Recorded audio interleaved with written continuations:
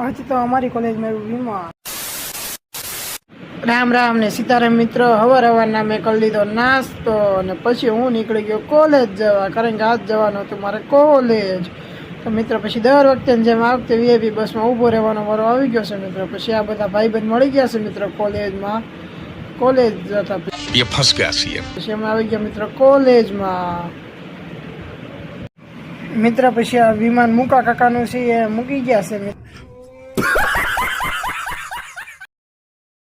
મારે જવાનું હતું પછી લેક્ચર ભરવા. પછી હું નીકળી ગયો લેક્ચર ભરવા મિત્રો. ઘર ભેગું થાને ભાઈ.